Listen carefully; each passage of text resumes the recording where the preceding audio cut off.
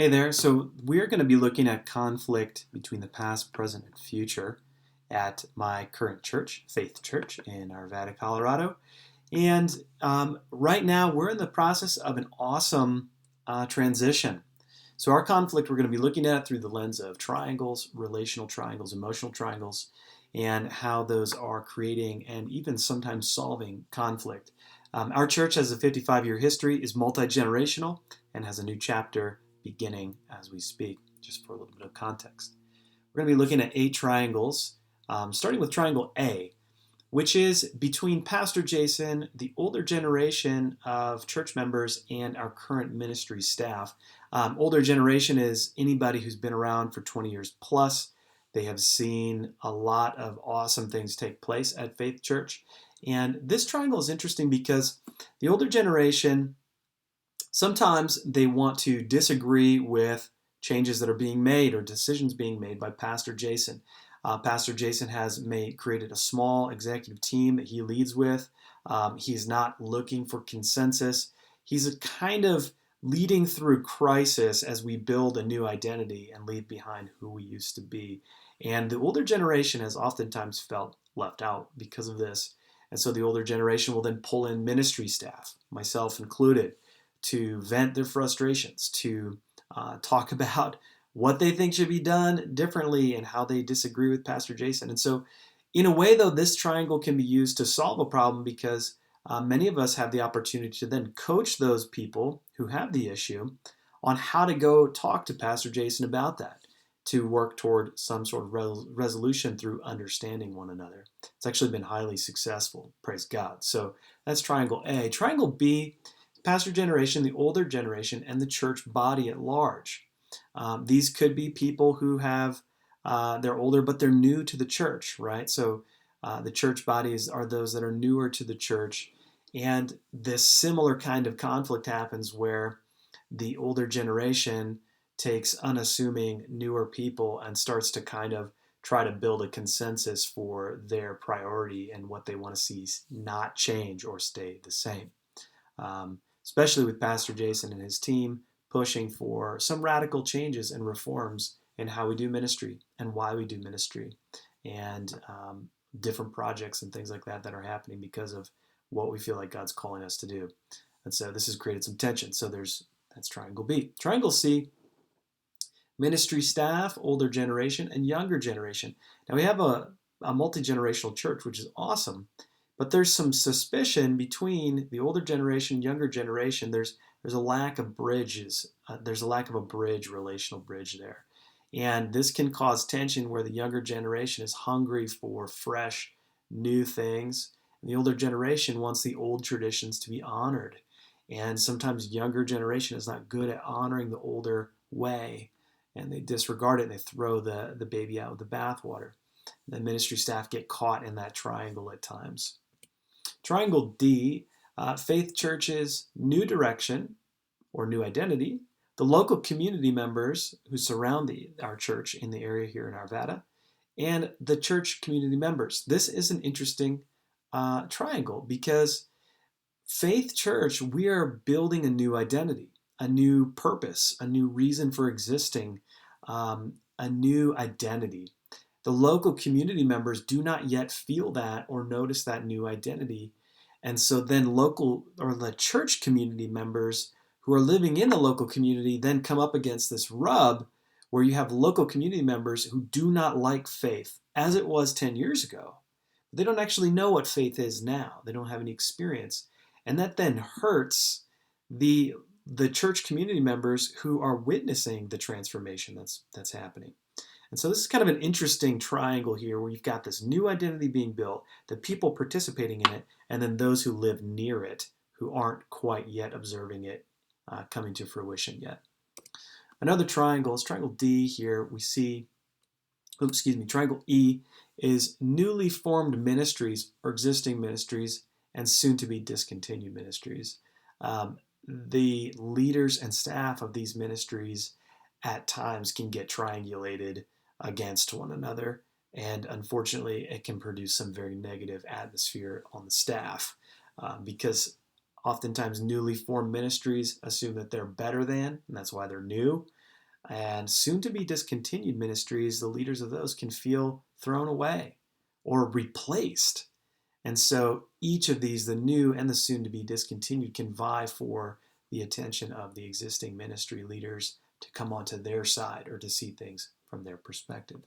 Similarly, triangle F is another triangle I have seen at play in our ministry where we see new staff, existing staff, and former staff getting into triangles, relational and emotional triangles, especially where if a staff member who exited was disgruntled, that disgruntled staff member can sometimes take hold of the new staff member and whisper some things in their ears to try and, I don't know, leave behind some of their legacy, um, get some of their agenda into the new person so that they can continue pushing that agenda, or even try to pit that new staff member against existing staff and leadership. Thankfully, that's not extremely prolific. It's not happening a lot, but I have seen it and witnessed it and been drawn into that myself, and it has not been very pretty. Triangle G, disgruntled members, neutral members, and zealous members. This is one, oh my gosh. And of course, all the triangles that happen in any of these subcategories, right? So you've got disgruntled members gathering with other disgruntled members and creating emotional triangles and stirring each other up. And you have that happening in the zealous member category too. So the disgruntled members would be people who do not want the change and they will stand in the way of it to keep it from happening. And the zealous members are those that are all for it. They just want to see the new thing happen, even sometimes to the fact that they're throwing out the old completely, which I do not agree with. And then you have the neutral members stuck in the middle of this triangle, being vied for, almost like political maneuvering to try to get people onto their side, to try to convince people that they should be passionate about one or the other, about staying the same and honoring tradition, or about moving forward and building something cool and beautiful, right? So I have witnessed this, and that leads me to triangle H. So we're looking at a conflict between the future, the present, and the past. Now that may seem funny because they're not people, but the future is something that God is building, and in the present, He wants us to be preparing for that future all along while honoring and respecting the past. I love what Managing Transitions, what William Bridges says about honoring the past appropriately in the present so that you can move from the past through the present into the future and get that new beginning you're looking for.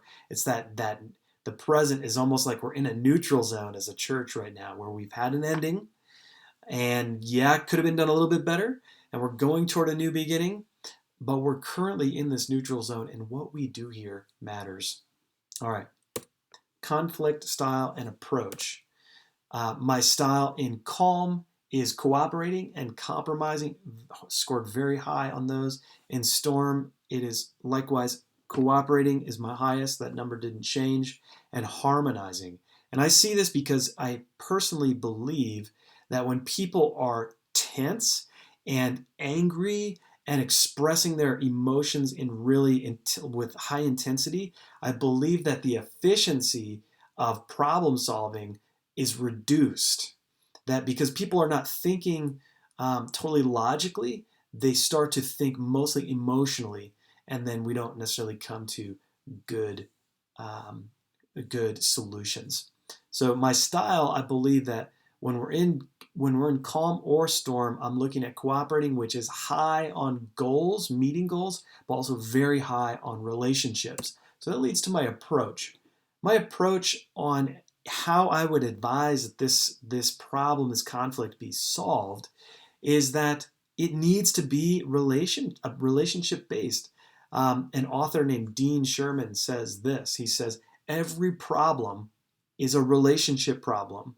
I think of the Anatomy of Peace, where it's so difficult to be in right relationship with one another when you are in a box, when you literally do not understand the other person, when you think you're right and they're wrong and they need to see it your way, and man, you're just all boxed in and your relationship is severed.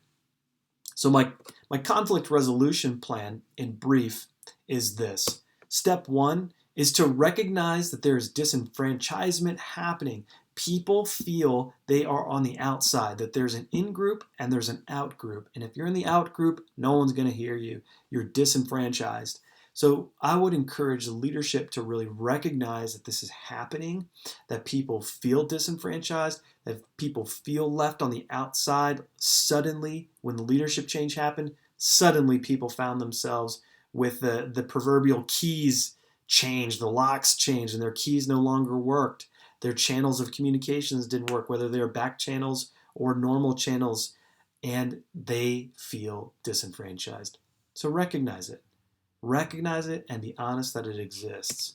The second thing I would propose is that there be relationship-based, relationship-oriented hearing meetings a couple times a week until nobody's attending them anymore, where leaders sit down for a set amount of time and they just listen to those who feel disgruntled and just listen and take notes. No rebuffing, no correcting, no excuse making, just listening and trying to understand what people are feeling, especially those who've had a vested interest in this church for a long period of time. They must be heard. And the thing I keep hearing again and again is, I don't feel heard. I don't feel heard. It's not about the change. It's about the change happening without listening. That brings me to my third point, which is from Managing Transitions from William Bridges' book. A transition management team is absolutely essential. You guys remember this. It's not a decision-making group. It is not a political power. It is not anything more than a data collection advice or a cultural, how would I put it? Like checking the climate of the culture during this transition as we're in the neutral zone to see how people are doing, how people are feeling, how are the staff, how are the new ministry people, how are those who are transitioning off to do other things, how are people doing in the church, how are those long-termers who've been invested doing, and what are they saying, what are they feeling, what are they sensing, was God speaking, and then to filter that to the leadership team so they can be properly informed in the least biased manner possible. And finally, well, not finally, but almost finally, we have social activities. One of the things I'm recognizing is there is a generational split, and those generations, young and old, don't know one another and therefore do not trust each other. So I would up our game in social activities that bring young and old together, whether that's through small groups, activities, bowling nights, a theme party, whatever, even bingo. I mean, doing bingo or something like that. Because bridge building equals relation or trust building when you're doing it for relationships. And without trust, we are not going to go anywhere. So we have here as well consensus. For a number of years, we were in emergency management mode, which required small team, fast decisions.